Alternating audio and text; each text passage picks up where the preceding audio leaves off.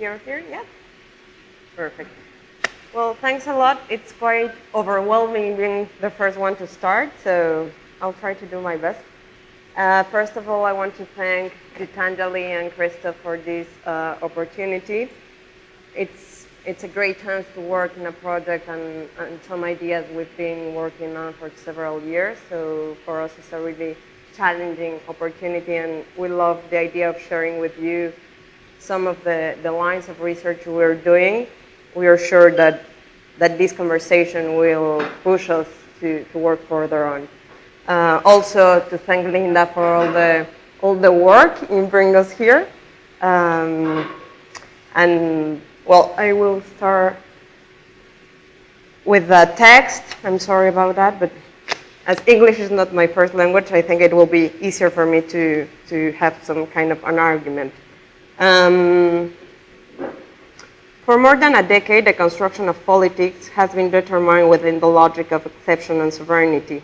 Although at the end of the 20th century, the Balkan conflict already heralded the logic of war.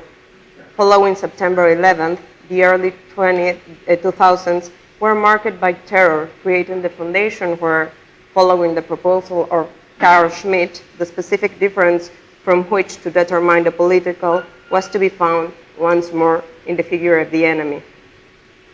Regardless the fact that it seems to be the norm of civilizing political logic, something has changed in the recent years, from the so-called Arab Spring to the student movements in Chile and the United Kingdom, from 15M in Spain to Soy 132 in Mexico, from Occupy Wall Street in the USA to Fair movement in Brazil. All different forms of protest, impossible to catalog within a simple group or category, but which nevertheless challenge us to imagine what sort of politics it's aligned in this new configuration. Political forms that surpass what we have called social movements, civil disobedience, revolution, or resistance.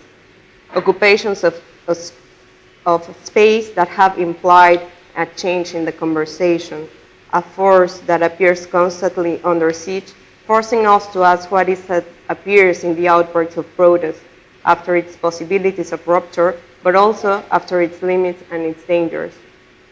It is possible to think that the different mobilizations emerging in much of the world signify a fissure in the logic of political philosophy, reiterating the question of significance of a category that, after years of living under the paradigm of violence, right, and exception sovereignty, has become a question of claims, of space of appearance, of forms of representation and distribution, a question of organization that manifests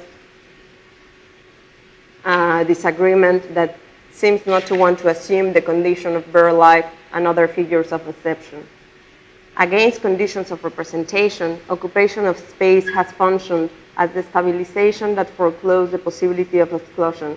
On the one hand, channels of networks of communication are occupied, making political use of technology, not just a matter of creating a space of contagion and dissemination, but also forms of empowerment that allow a type of action in the network that establish forms of constant organization and research. Of course, we know the other side of this kind of occupation of channels of technology. I mean, we've seen a lot of that, but also there's a lot of research on the kinds of possibilities of articulation and research. Much of it you can follow by the relationship between 15M and now the elections in Spain. There's a lot of material on that topic. And on the other hand, in an occupation related but not determined by the previous one, public space is occupied through the emplacement of the body, suspending the everyday logic of spaces and finding, at the moment of assembly, a shared program that suspends distances, whether this be social, class-based, or of agenda, political party, to create a moment of effervescence and de-desertification where other sorts of enunciations, performative, and affects are put into play. One way of understanding this form of protest is via the construction of politics as a mode of appearance that takes as its basis Hannah Arendt's argument in which action and speech create a space between participants, a space of appearance where I appear before the others and those others appear before me. This form precedes any construction of the public, as a result of which the space of appearance is no longer an ontological condition of space, but becomes rather a mode of doing, of action, in which occupations activate a claim to problematize the forms of administration. In this sense, something that allows us to think that of diverse forms of occupation of space that are being generated around the world is that there is a claim for other logics of appearance, that there is a disagreement about the mode of distribution, participation, and the very definition of life. It is important to emphasize that this space of appearance, to use Arendt's category, cannot be limited to the street or the plaza, as Judith Butler has warned. In the case of Mexico, that is in ongoing war, it is undeniable that because of many parts of the country are living under siege, the conditions for a possible occupation of space in the classical sense are really limited. If one condition of neoliberalism is the use of public as a private enterprise, in places like Mexico, in where politics are staged as necropolitics, the public is a territory in dispute. The necropolitics, as Achille Mbembe has asserted, is in the way in which politics becomes administration of death. This kind of politics, Mbembe explains, have a genealogy way back in the colony. In this sense, the plantation is the blueprint of the modern colony, in which exploitation of sources run hand with the production of disposable people. In contemporary enclaves economies, the concentration of activities has turned these territories into privileged space of war and death. In these conditions, the state, as the monopoly of violence, has changed to a complex landscape of war machines. As Mbembe asserts, and I will quote, war machines are made of segments of armed men that split up or merge with one another depending on the task to be carried out under circumstances. Polymorphous and diffuse organizations, war machines are characterized by the capacity of metamorphosis. The relationship to space is mobile. Sometimes they enjoy complex links with the state's forms for autonomy to incorporation. The state might, of its own, transform itself into a war machine. It might, moreover, appropriate to itself of an existing war machine or help to create one. That is part of a quote of Necropolitics of Mbembe. In this situation, occupation of street or plaza is a matter of life and death. Therefore, it is impossible to reduce the appearing as a space of politics to the occupation of street. We must think of other forms of appearance. Thank you.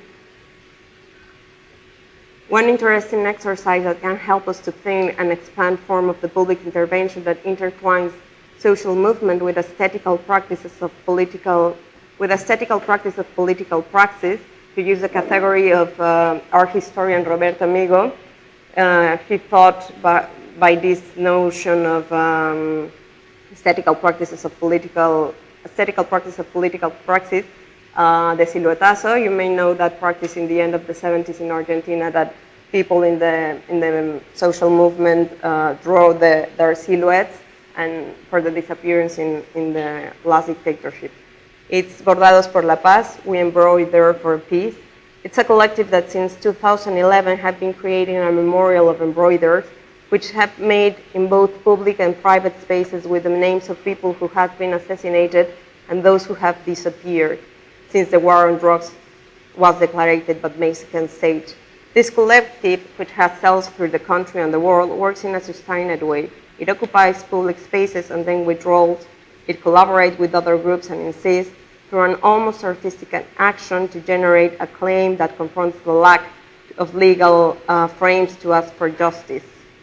Space of appearance, though, cannot be reduced to occupation of streets, as involves the construction of the public sphere that can emerge in virtual spaces, artistic practices, and other forms of the common. In recent years, an exploitation of art practices, following some of the most important figures of the avant-garde, has emerged to occupy the space as a form of litigation for the public space and its potential as political arena, a form of occupation that puts into question the uses of the monument, to rethink the public meaning of actions, images, and signs. In 2010, streets and public spaces in Mexico City were occupied by the state celebration of the 200 years of independence and 100 years of Mexican Revolution. It was very interesting the ineptitude of the state in the use of the symbolic. One of the most important signs of the government of President Calderon was the construction of the Stela de Luz, a monument of 104 meters of marble and LED lights that was going to be the monument of the centenary, trying to replicate the operation that in the celebrations of the centenary of the independence erected the Columna of Independencia, better known as the Angel of Independence, that is one of the icons of the city. But the Stela, better known as the Suave Crema, in the resemblance of a biscotti, was finished with a delay of 15 months and with a cost around $100 million. That space was later on, with the protest against the candidature of now President Enrique Peña Nieto, the epicenter of the protest. In 2011, a new form of appearance took place in the streets of Mexico City, a new form of activism that, in a not organized dialogue with elsewhere protests, create a new set of signs and images, opening a creation of both representation and affects. For almost a year, that public monument was the space of reunion, opening the question of what can it mean to become public. The response, at least for that moment, was occupying. In 2012, former President Calderon, facing the demands of the movement for peace with justice and dignity, decided to create a memorial of the victims of violence in Mexico. This memorial, once again, opened with several months of delay, only until Peña Nieto was president. The memorial is located in Campo Marte, one of the military compounds in the city. In between the Chapultepec Park, massive walls of steel were erected. In those walls, people are invited to write messages to their deceased. Markers were provided by the state. The project once, as the architects of the informs it in their webpage, and I quote, materialized in terms of architecture one of the most important and current issues in Mexican society, violence. This is a big and open wound. In response to this, we propose an open project in the site, open to the city and open to the appropriation by the citizens, a project with a strong relationship with the city and her actors, the recuperation of the public space as well as the remembrance of the victims of violence are the essence of this project. End of quote. Once more, with the use of public art, Mexican government tried to determine which space was permitted for mourning. And with that action, they eliminate any political use of that space. As you can see in the previous one, the space is completely empty and it's only used for official activities nowadays. As the construction was taking place, Teatro Eye Theater, very near of the site, was staging What Is to Come, Lo Que Viene, a work that addressed the problem of memory and narration. One of the main questions that the project raised was how to tell what happened to all in the last 6 years, and more important, how we can imagine the future. Teatro Ojo will explore this project with you, so I will not stop in that. These are just some lines that we've been working on, so I will skip some part. And I just want to note that since 2011, in Mexico, in the whole country, but in the city in particular, we'll be in a very intense cycle of protesting and repression.